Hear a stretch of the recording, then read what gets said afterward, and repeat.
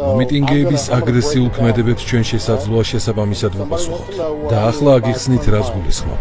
თუ ჩვენ შეგვაფურთხებთ, ჯერ საავადმყოფოში აღმოჩნდებით, შემდეგ კი ციხეში. თუ რომელიმე ჩვენგანს დაარტყამთ, ჯერ საავადმყოფოში აღმოჩნდებით, ნაცემ და დაკბენილ მდგომარეობაში, რადგან ჩვენი რომელიმე დიდი, ლამაზი ძაღლი მოგხედავთ. შემდეგ კი ციხეში. თუ რომელიმე ჩვენს ოფიცერს აგურს ან მოლოტოვის კოქტეილს ესვრით, ან იარაღს დაუმიზნებთ, ჩვენ თქვენს ოჯახებს შევატყობინებთ. თუ სად უნდა შეაგროვონ თქვენი გვამის ნარჩენები, რადგან სიცოცხლეს გამოგასალმებთ. ჩვენ აქ ბავშვურ თამაშს არ ვთამაშობთ. ეს ქაოსი უნდა დასრულდეს. თქვენ ყველანი უყურებთ თუ რა ხდება ქუჩებში. უყურებთ როგორ ესხმიან თავს პოლიციელებს, როგორ აფურთხებენ, როგორ ცდილობენ მათი ფიზიკური ჯანმრთელობა დააზიანონ, როდესაც პოლიციელები უბრალოდ მათი საქმის შესრულებას ცდილობენ.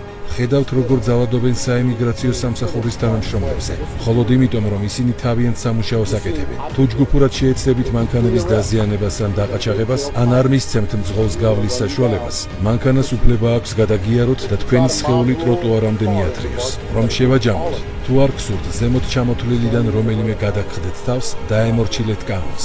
გააპროტესტეთ რაც გნებავთ და რამდენი ხნითაც გნებავთ. თუმცა ეს მშვიდობიანად უნდა გააკეთოთ. მამაღლა გამოხატეთ თქვენი აზრი. ჩვენ ამას მხოლოდ მივესალმებით, თუმცა კანონი არ დაარღვიოთ. Stand on the mountaintop and yell your opinion, your views. We invite that.